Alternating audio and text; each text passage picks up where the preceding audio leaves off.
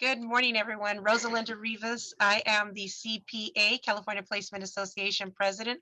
Honored and privileged to be part of this volunteer board. And we got some great presenters coming on today. Well, actually one, Oscar Garcia, and Greg's going to share a little bit more about us. But let's kind of say hi to some of our board members throughout the state of California. Up in Northern California, we got Mr. Greg Friedman. Please share about yourself. And I forgot to share a little bit. I am in Southern California with Moreno Valley College. I am the apprenticeship director down here and have been in workforce development over 25 years. Don't date me. Go, Greg. Share a little bit about yourself. Good morning, everyone. So my name is Greg Friedman. I work for Merced County Office of Education. I'm a job developer for our adult CTE programs. And I am on the board in Northern California. I think I am employer rep or education, one of the two. I don't know. All right, Denise, you're the next person I see. Hey, everybody. Welcome. I'm Denise Crawford. I work at Bakersfield College in Central California. I'm the program manager for the workability program here and past president on the board. So stick around and find out about our annual conference that's coming up. We just kind of wrapped up filling in the agenda. It's looking good. I think it'll be good. Awesome. Thank you. Rosa. Good morning, everyone. Rosa Asensio here from Mount San Antonio College in Southern California, and I am one of the co-educational reps on the CPA board. Welcome, everybody. Awesome. So good to see you. Miss Jackie, you are on mute. You're my local closest CPA person. Unmute. Thank you for that. Go. Good morning. Good morning. I'm testing you guys. Good morning, everyone. I'm Jackie Kennedy Harris. I am with JKH Career Coaching and Consulting.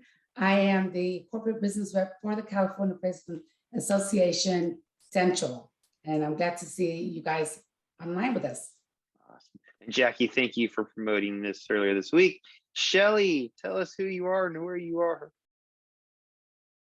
Good morning, everybody. I'm Shelly Lattisaw, and I'm with Mount San Antonio College, also in Southern California, and I am the co-education partner rep, I think that's the title, along with Rosa Asensio from Mount Sac. And welcome, everybody. We're thrilled that you're all here. Awesome. Thank you. I think that is all our current board members that I see. So with that, I want you to introduce Oscar Garcia. Anyways, good morning, everyone. So I am very thrilled to be here. Special thank you to Rosalinda for inviting me and introducing me to Greg and to the rest of you here. Let me share my screen here. Let me go. All right. Okay. Just a thumbs up that you can see my screen. Just double checking. Awesome. Okay, thank you. So, folks, a little bit about my background, and I'll get into it here in a minute. So, I'm going to be talking today about some successful virtual interview techniques. Even though things are opening up throughout the country, I mean, certainly one of the things that the pandemic has caused us is to rethink the way we work, the way we do things. Hence, I mean, look, we're still doing, online webinars here.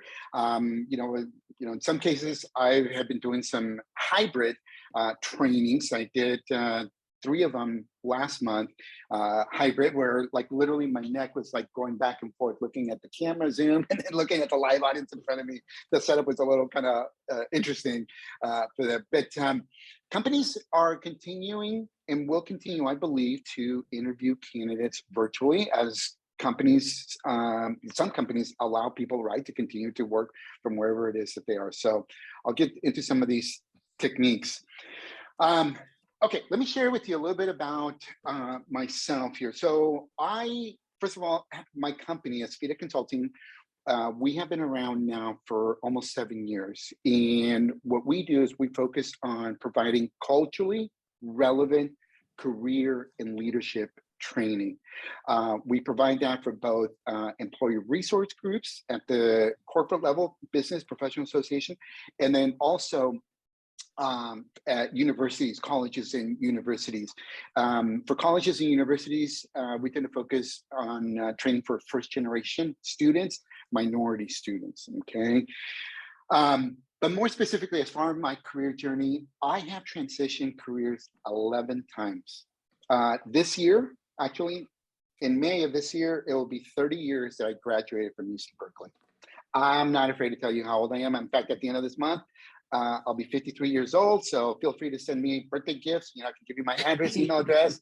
Okay, like I am good to go. All right. The eye cream for my crow's feet, I think it's working. All right. So I am very proud of almost being 53. In fact, I look forward to living to 150 years old and having the same energy, enthusiasm for life as I did when I was 2 years old. Terrible twos. All right. Also, in my career journey, I worked in the tech industry for 12 years for startups, more specifically, being from Silicon Valley, the Bay Area. Contrary to popular belief, most startups don't go public and you don't become a millionaire, okay?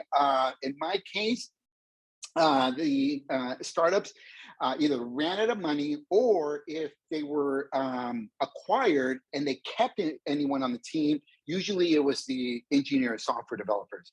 I was in sales and marketing. Sales and marketing were the first to get the boot, all right? But check this out.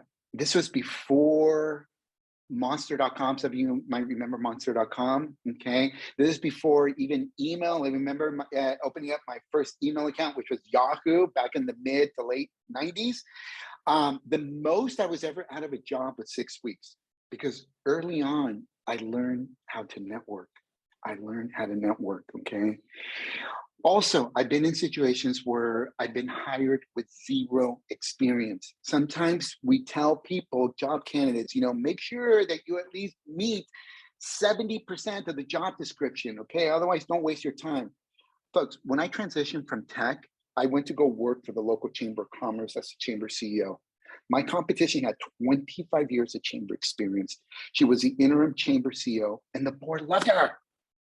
And here comes knucklehead Oscar Garcia, ESL, former ESL student, and I got hired. I mean, I had mixed emotions. On the one hand, I was like super fired up and excited. I'm like, woo, yes, victory, right? I was doing like the Rocky, you know, jump and all that type of stuff.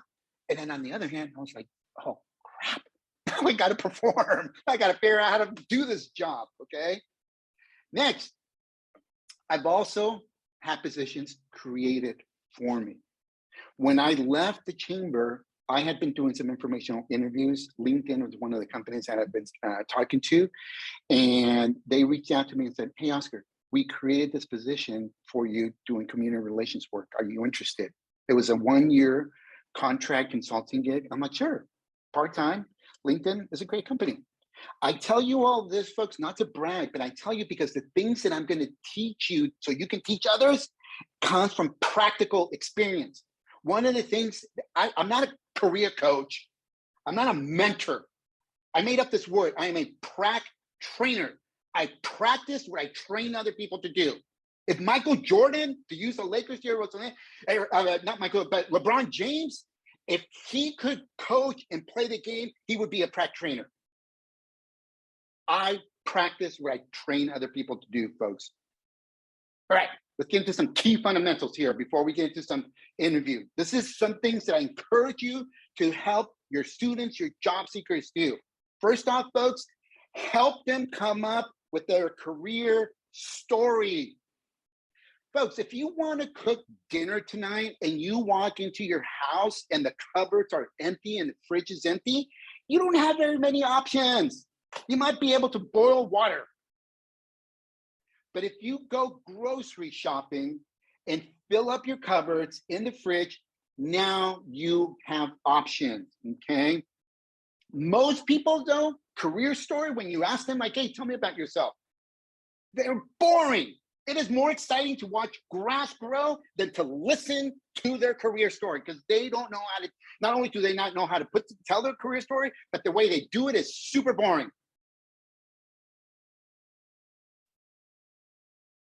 So let's go here. Let's go. There we go. So I'm going to give you 3 simple things to help others craft a career story. Again, I'm a very practical, very simplistic person here.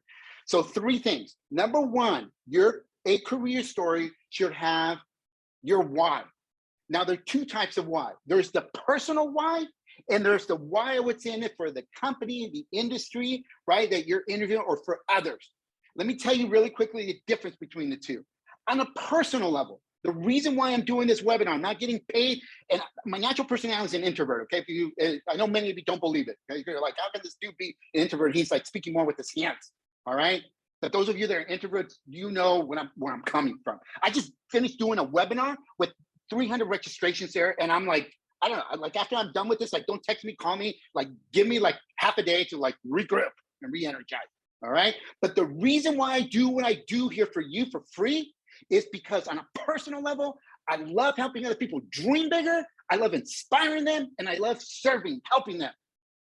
That's why when Rosalinda reached out to me, I'm like, sign me up. But can I tell you something, folks? As human beings, we're naturally selfish. We don't care. All in your mind, you're doing this virtual, like, good for you, Oscar. Pat, pat, pat on your back. Your parents raised you well. You want to know what's in it for you. Just like an employer, they want to know what's in it for them. My clients, they want to know what's in it for them. So my why is what's in it for you is I empower you so opportunities come to you. I empower you so opportunities come to you. You see the difference between these two whys? That's what I mean about a story being impactful. To help them craft the why, what's in it for the employer, the industry. Number two, who are you? What are some of your personality traits? Talk about that. Number three, talk about your career journey. What have you been doing thus far? All right. And in that career journey, add a little bit of what, like the way I say it in Spanish, un poco de corazón, put some heart, a little bit of vulnerability. See, right now, this word vulnerability with career, from some of you, it doesn't go. In fact, those of us that are 40 and older, I just short-circuited your brain because we're the generation that we're like, guarded. No, only young folks, you know, talk nonsense on Facebook and they air out that they broke up with their boyfriend, girlfriend, and all that. You're wrong, folks. There is a happy medium of what I call being professionally authentic. Also, if someone is looking to transition careers, then have them talk about their vision. Where are they going? What do they want to accomplish?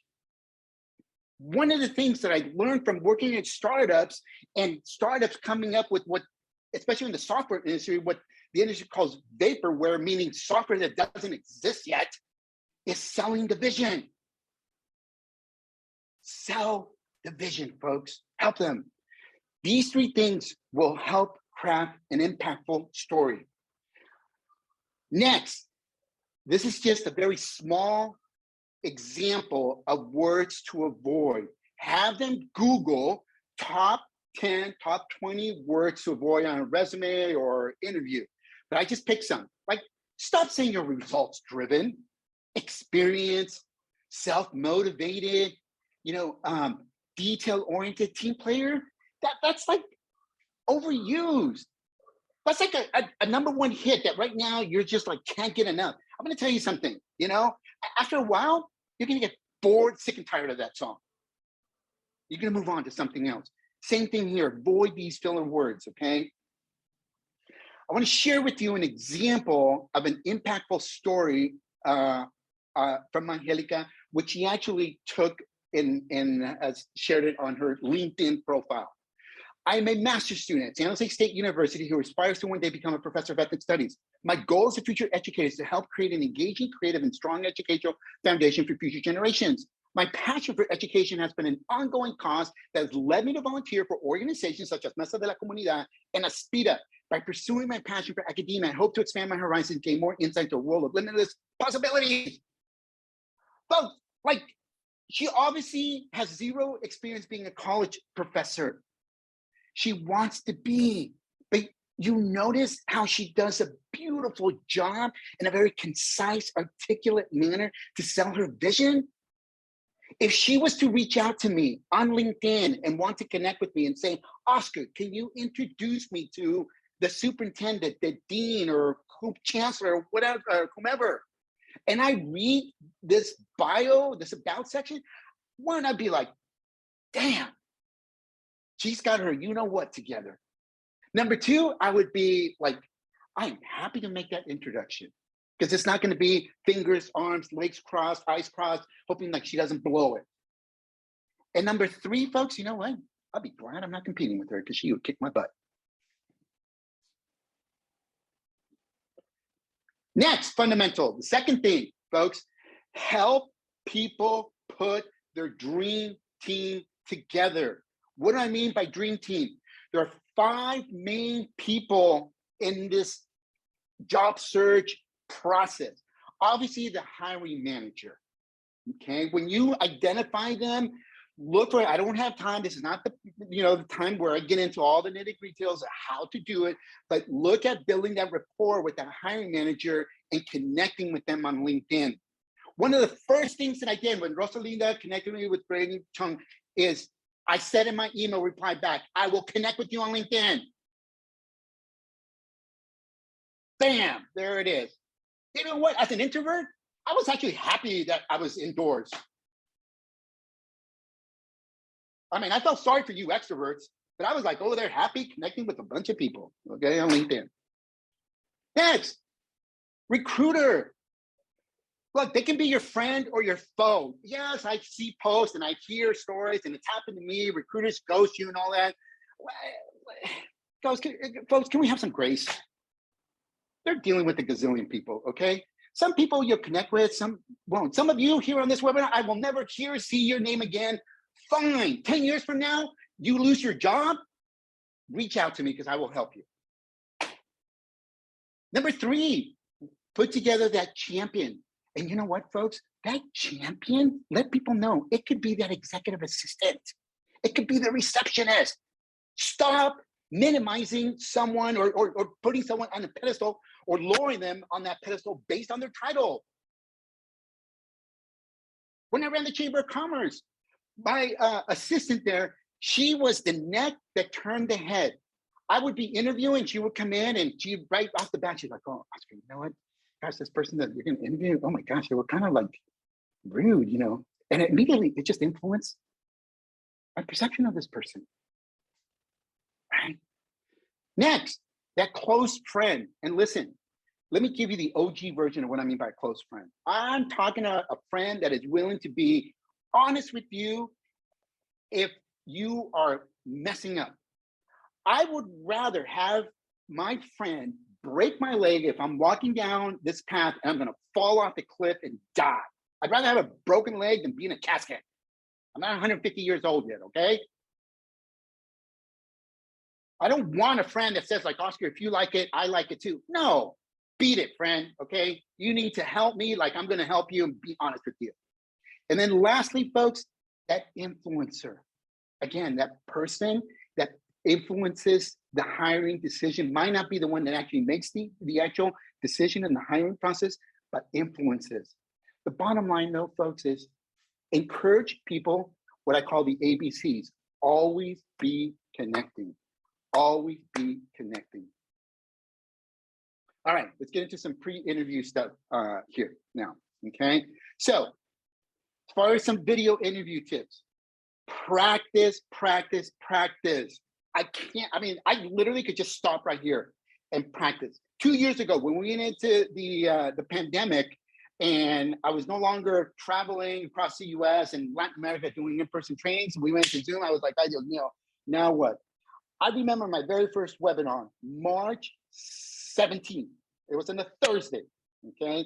And my good friend joined in, and afterwards, I asked him, I said, hey, can you give me some feedback? And he's like, Oscar, you suck. I'm like, oh, geez. That hurt. I'm like, but you know what? You're my close friend. So, hey, thank you. But here's the thing, folks. I kept doing it, practicing and practicing.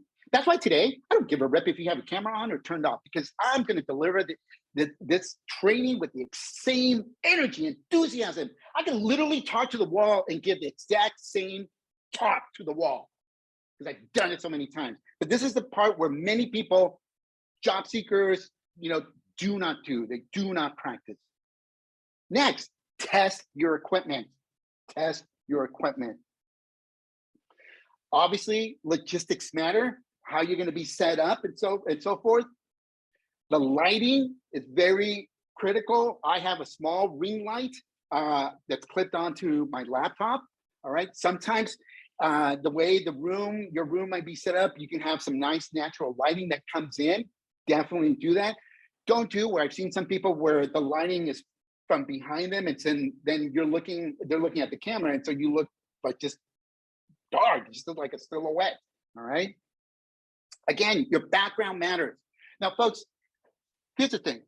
With Zoom and I think other platforms, you can download different images. This image here that I downloaded, this is a picture that I took. I did not pull it off the internet. This is actually from January when I spent a month out there in Cancun. It's a picture of Tulum. Those of you might recognize this picture. But I remember I had a client last year, and we had a big, because I also do consulting work, and it was the chancellor of the university, and I had a picture of the beach. And so there was probably like about 80 of us that were on the Zoom, kind of doing the monthly talk and so forth. And I looked around, and I was the only one that had some kind of a different image. And he actually noticed, and he said, "Hey, Oscar, I'm envious of you." Folks, that little gesture is an icebreaker. Can be to that. If you, I tell sometimes people, I'm like, listen, if you're going to interview for like Apple, maybe get an image of Apple products behind you, right? Like, look at the background from Greg, right? And Jackie, I see. All right, next. Down here. Focus on the camera, folks. Pretend, I've seen some tips where people put like a little face on the camera, so it kind of makes it easier to pretend like you're talking to the human being, but focus talking to the camera, right? When you're talking, because again, it's, when they're looking at you, they feel like you're talking to them. And then lastly, at least because I use Zoom, Zoom gives us the ability that you can get the free account, which I think gives you like 40 minutes of free Zoom. You can record yourself. So it's a very inexpensive, very simple way to record yourself practicing and just do it. Maybe have them call a friend and be like, "Hey, listen, buddy, can you like pretend, ask me these questions, and here, let's role play here," right? But again, to help you practice. Some pre-interview tips now, okay? 3 things. Encourage people to obviously research contacts. Look them up on LinkedIn, Google them, look them up on social media. One of the things that I also encourage folks is, if they're doing it on LinkedIn, and again, kind of depends here, but generally speaking, okay, is change your settings so that people can see your name, your picture, your headline.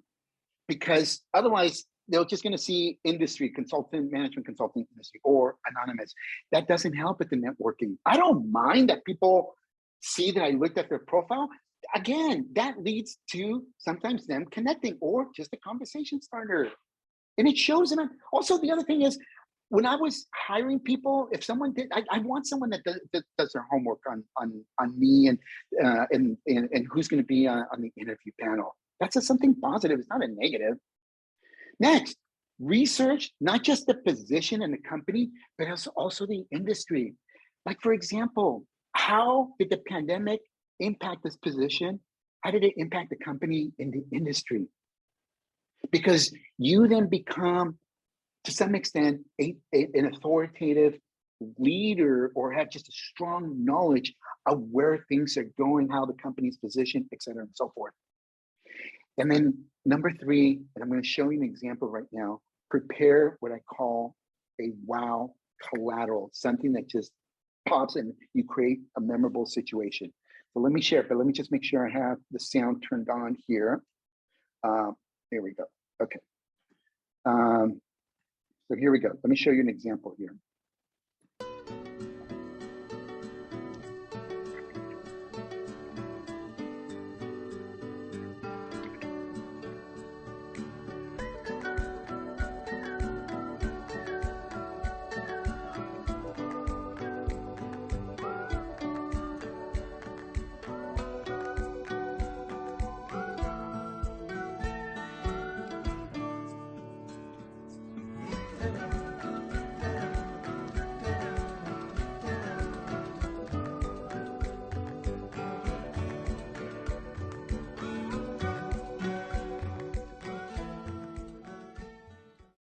So folks, I created this on my cell phone. No, I'm not a techie, even though I work for startup companies. That's what some people are like, I'm not a techie. Well, listen, I don't know how to build a watch, but I do know how to tell time, okay? I can create something like this. What happened was, about 5-6 years ago, I told you I do some consulting work. So I was going through this interview process with this startup. And I had a meeting with one of the co-founders. And so in the meeting, he said, hey, Oscar, hey, so tell me, what is it that you know about what we do and this opportunity? And I said, you know what? I said, I actually created a short little video and I have it on my phone. I said, is it okay if I show it to you? And he was kind of like taken back. And he's like, yeah, sure. He was intrigued. And so he leans in and I hit play on my phone. And this was the video that I showed. And afterwards, he's like, oh my gosh, he's like, you know, marketing too? I'm like, no, that's not my thing. I said, but I just wanted to show you what I know about the opportunity. He was like impressed. I did get the opportunity, folks. This is what I mean by creating, again, a wow collateral. Very few people, you know what most people do? They walk in with their resume. Like some people don't even come in with the resume, they forget, okay? They're just doing the same thing that everyone else does, okay? All right, virtual interview tips. So one is, seems kind of obvious, some people don't do this. Encourage them, obviously, to have the job description in front of them and that they highlighted, wrote some notes, you know, et cetera, and so forth. Number two, build that rapport. Remember something as simple as a background, okay? Like I said, I do another talk on how to build rapport. There's a concept that I teach called form, all right, to help build rapport. I constantly use it. Have and take some notes, folks. There is nothing wrong. In fact, you know what? If it makes you feel more comfortable, let me know. Hey, Greg, if it's okay with you, I'm going to be taking some notes here and down.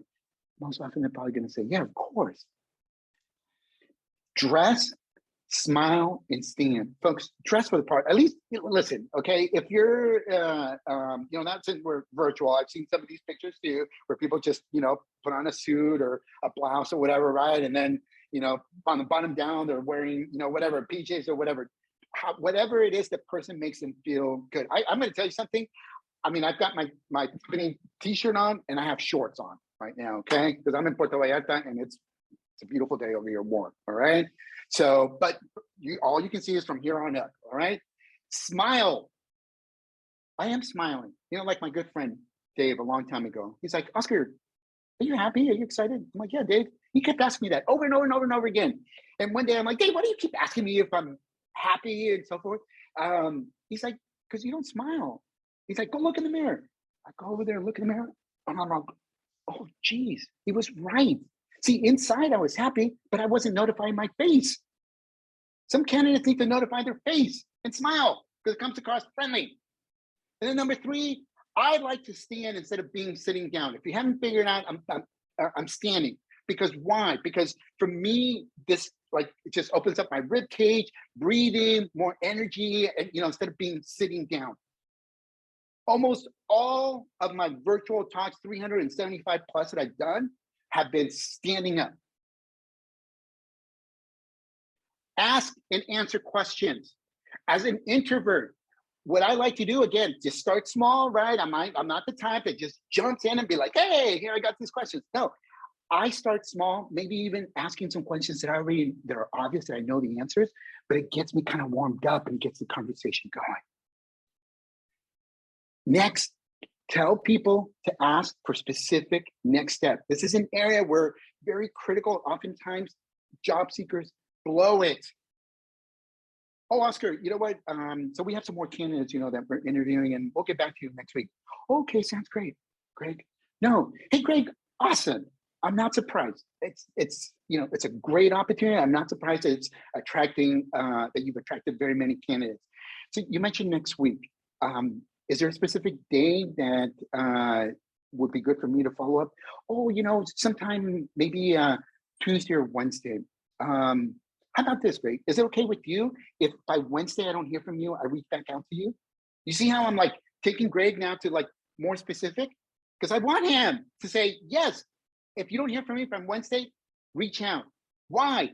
because then I don't feel guilty reaching out. I'm not going to be like most people, like, oh my gosh, should I reach out to them? He just told you Wednesday was good. If Greg hasn't reached out, hey, Greg, just wanted to follow up. We talked about Wednesday. Just wanted to see, where things are. And then lastly, folks, give thanks. All right, I'm going to share with you some questions that I share with candidates or job seekers here, okay? Oscar, can you go back to that one page with all of them really quick?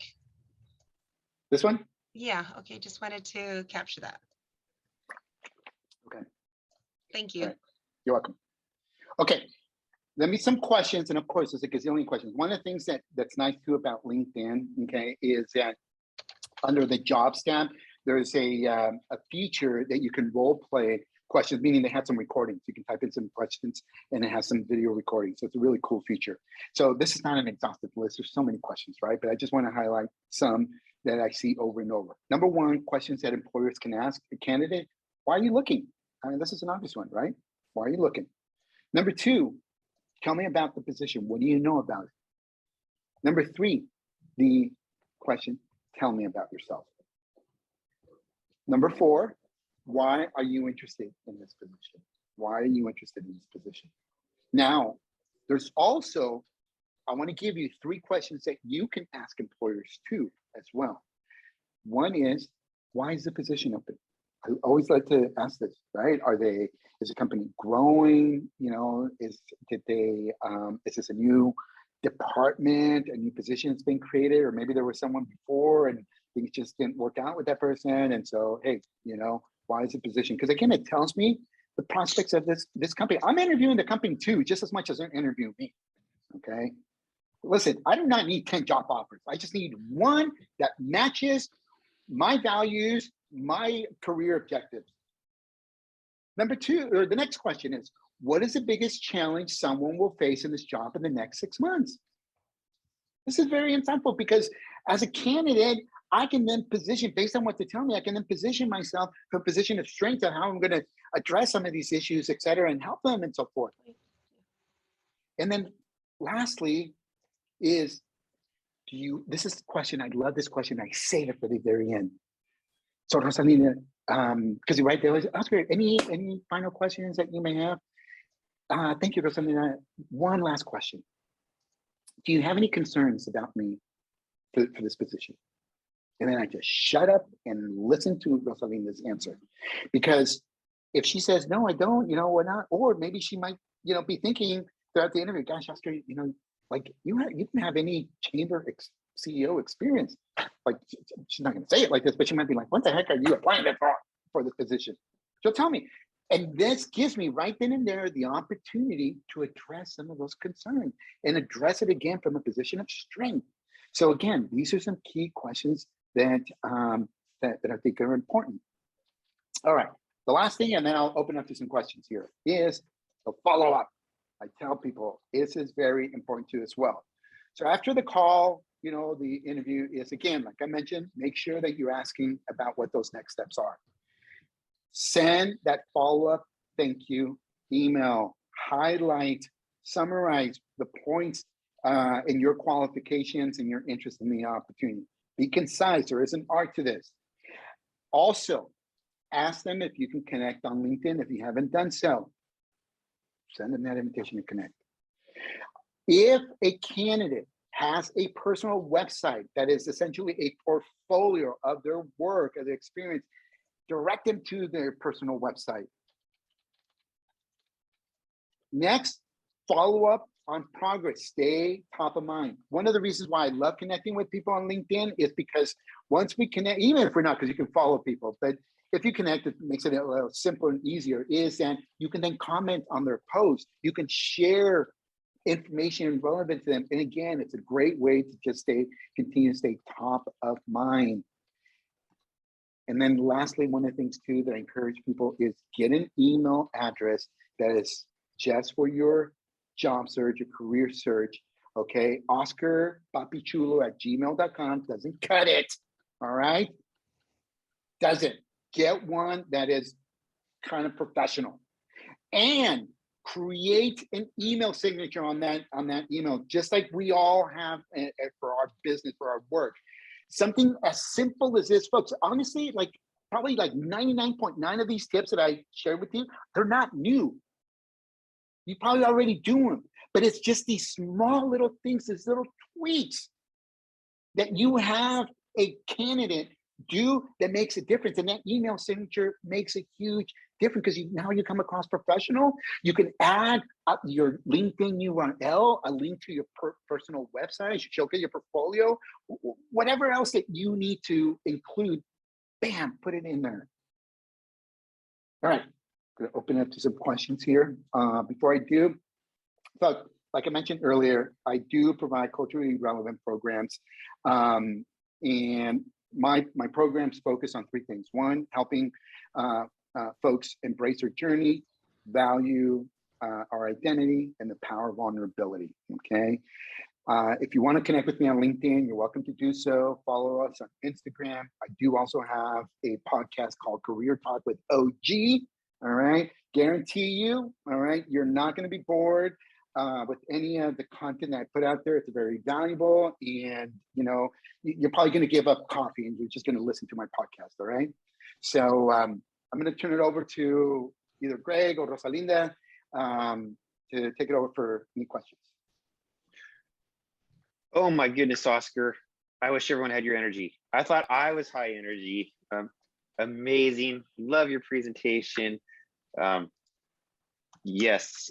It's funny because I teach a lot of the stuff to my adult students, and you just put it all so concisely. Somebody already asked, can we have the PowerPoint? And I'm going to say, yes, can we please have it? We can share on the website because I want to use it. I want to steal it and use it. So we'll be giving you full credit around the state. Oh, yes. Folks, you have, they're also recording this, right? Yeah, yes. So you're recording it. Yeah. So it's also the recording too yep. as well. Okay. It'll be on the website hopefully next week. Do we have questions for Oscar? I know we had some comments in regards to they were enjoying your positive energy.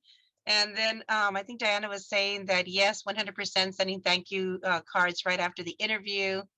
I'm trying to capture some of the other notes because you were presenting. I typically ask my consumers, job seekers to handwrite a thank you note to the interview immediately. So right on target. Showing interest and passively selling yourself. Next step shows interest. Okay, great. Thank you. Yeah, questions, everyone.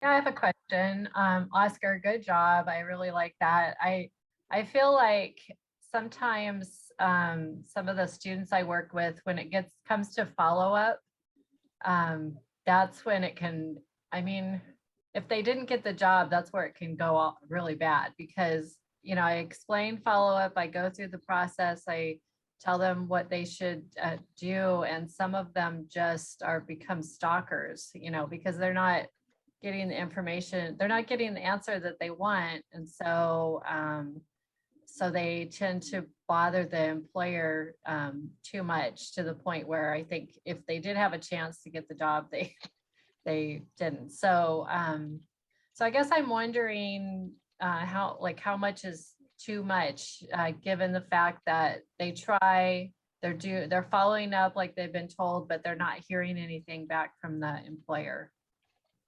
So Jackie, thank you. I'm sorry, it wasn't Jackie, sorry, I just responded to Jackie, I apologize.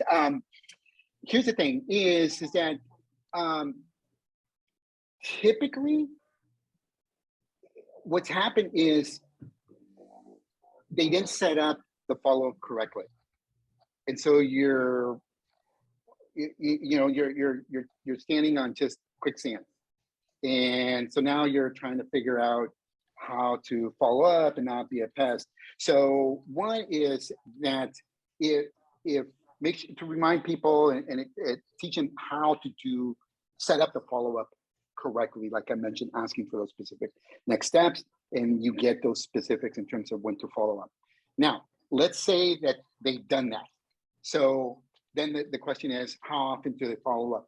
Well, one is if you're not getting a response, so, you know, let me just go back with Greg, right? So Greg told me to follow up with him by Wednesday, and I reach out then on Thursday. So depending if I have his email address, okay, I'll email him. if I'm connected on LinkedIn, maybe I'll send him a message also via LinkedIn referencing my email, because I don't know what he's checking. Okay. And then what I do is in that message, I say, hey, Greg, I know you're super busy. If I haven't heard from you, you know, in a few days, I'll just circle back with you. And so maybe on Monday or Tuesday the following week, I'll send another message. And what I actually do in the email, if it's email, I go to my sent folder and I take that sent message and I forward it with another quick message. Hi, Greg, I know you're super busy. I'm very interested in the opportunity. Loved our conversation. You mentioned to follow up with you and ask him, is there a specific time? Have you made a decision, or is there a specific time that we can have a follow-up conversation? In some cases nowadays, I actually would encourage candidates to use an online calendar where you can just put the link and make it easy as well for people to just click on your calendar and schedule a time instead of kind of going back and forth. So let's say I did that on Tuesday. I would then send one last message maybe on Friday of that week. And this time I would, if I have the phone number, I will call him. And just think, again, it's how you're doing it. Greg, listen, you know, been trying to connect with you. Again, very interested in the opportunity. If you found a candidate, I'm so happy for you and your company. It's definitely a great company. If I'm still in the running, here's my contact information. I look forward to hearing from you. And if not, it's okay. And then I let go. Thank you.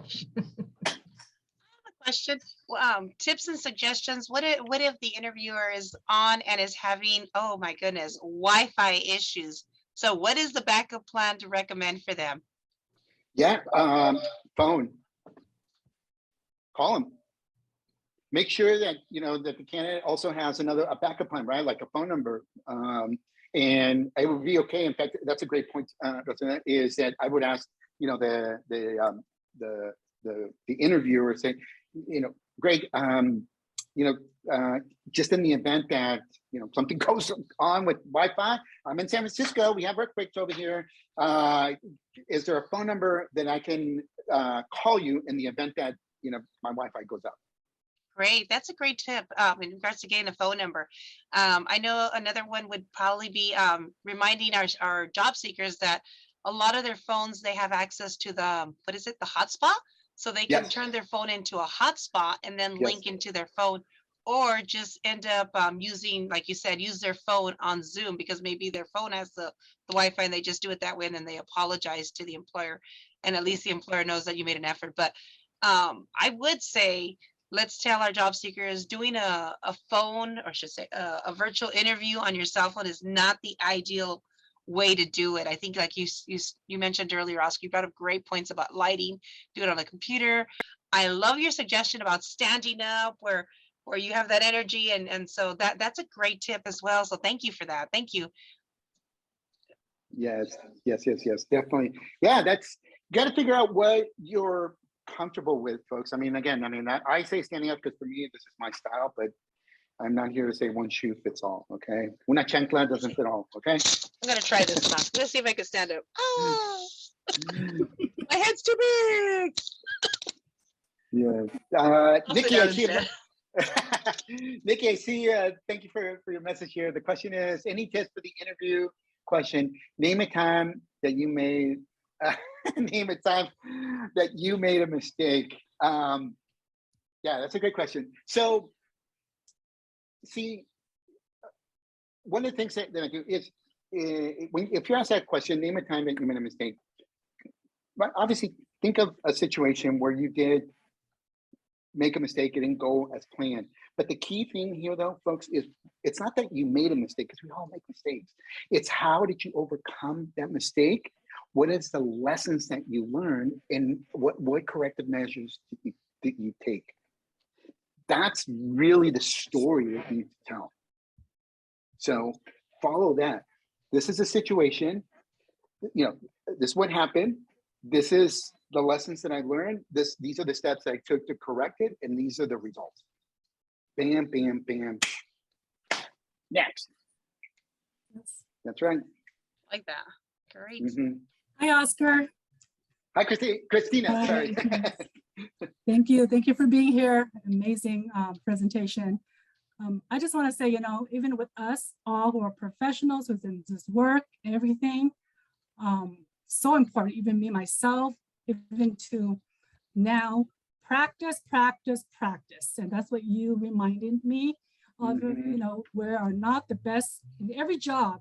There's a new job description. There's a new people that are looking at you. Your appearance is different. So you need to be practicing because you are a different person for every job that you're doing. And it's just practice.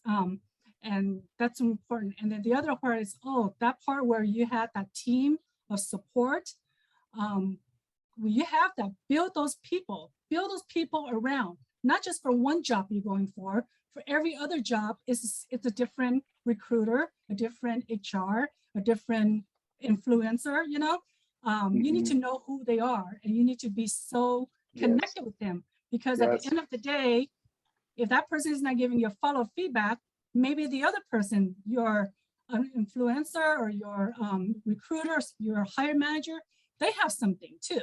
And so if you know them in that connection in more one-to-one, it's going to help you get your, then they talk to each other probably, So you want to build that, but I'm trying to say here is good for all the jobs and of course, wonderful tips and everything, but every job is different. And every job you go for, you do the same thing in that way and in practice.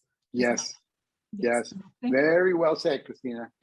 Yes. I want you to be my career coach, Christina. Apply for the next job, my next job. So Oscar, I do have a question. Yes. So in just some of the feedback that you are getting, and this is maybe more of a comment, are you hearing that like the summary of qualifications are no longer necessary on a resume? I'm hearing that quite a bit. And so great question. I think we're like in a transition period. I would not advise someone not to have it. I'd rather have it there, but there is, again, this transition phase that we're going, that I'm seeing. Also, there's a caveat to aspect, that it also depends on the industry, okay? And also your situation. So if you are, again, going back to, if someone is transitioning industries, careers, I think it would make sense to have a summary there. In that case, I would call it a summary, almost kind of like a shortened version of that about section that I described on LinkedIn, all right? Because it's an opportunity for you to tell a little bit about your story, your journey, and so forth. But yeah, I wouldn't, listen, folks, there are tires that are like, flat proof, but I think cars still have spare tires. And then I have one more question, and see if you would agree with this. Okay, so when we talk about the ATS, the applicant tracking system, how important fonts are, because if fonts are not done in a certain format, it doesn't even reach the system. I hear a lot about, basic fonts, Arial, Times Roman should be what's used on a resume, even though resumes, we want them to look fancy, but if we don't really have them in plain view, if you will, then it doesn't really reach the system and format the way it should. What's your feedback on that? What's your perception? So yeah, there to some extent, yes, the ATS systems are a little funky. And you know what's weird? It's not like just one vendor that makes ATS system. There's multiple vendors. So it's kind of like hard to figure out like which system it is. But there are some standard, and I forget right now the names off the top of my head, but there are some standard fonts that tend to be acceptable for resumes. But you know what, Jackie, to everyone, this is what I tell people, this is what I teach people to do. And there's a reason why I say that I empower you so opportunities come to you. What I teach people is how to market themselves so that they are creating value and people are reaching out to you. Like, and I mean this with all humility and respect. I didn't reach out to Rosalinda and say, Rosalinda, can I come and speak to your group? She attended one of my webinars and we were connected on LinkedIn. She was the one who asked me if I want to come and speak. That, folks, is what I mean with job seekers. Let's teach job seekers how to attract opportunities. Those of you, I mean, because again, I can kind of see those of you that have your cameras off. I mean, we're at the age where we remember the headhunters back in the 80s, the role that they played. They went after some top dogs. It's like all of a sudden we forgot about that. Like, I want to be a top dog. Let me teach you how to be that top dog. That's what I train people. Like, quit, again, panhandling for your next opportunity. And when you do that, guess what? It doesn't matter what font size. In fact, it doesn't even matter a resume.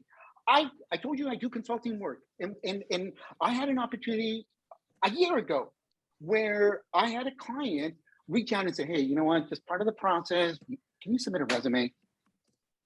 I mean, they already told me I was the person that they were going to hire, but part of the process, I needed to submit a resume. And all I did was go onto LinkedIn and convert my LinkedIn profile into a PDF resume. And that's what I sent.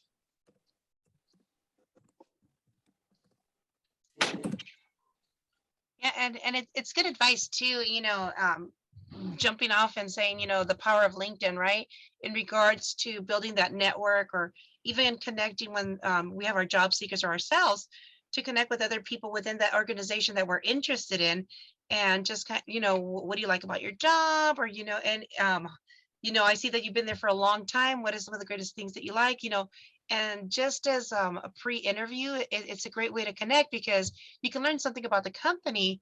And you never know when you show up on that interview, you can say, yeah, I connected with a couple of people on LinkedIn regarding the company. And one of the reasons I want to be here is because right now you could name drop or not name drop and say, they've been here and this is what they like about the culture of the company. And that's what I'm looking for. And so now there's more skin in the game in regards to our job seekers or ourselves professionally and what we're looking for as in regards to aspirando for, our next transition for our next career choice, and the same thing with our job seekers. So it's a great way to connect with one another, to build rapport, to network, and also to cultivate employer engagement opportunities with partners, as well as employers for our job seekers, for ourselves, or for events like this that we volunteer as a board. And, we're a nonprofit, we don't make money. And so the time and value that you give to us, Oscar, it's huge, it's huge. And we thank you because your expertise, your motivation, not only helps us personally, but it helps us, figure out, okay, what can we do better to help our students or our job seekers or our clients?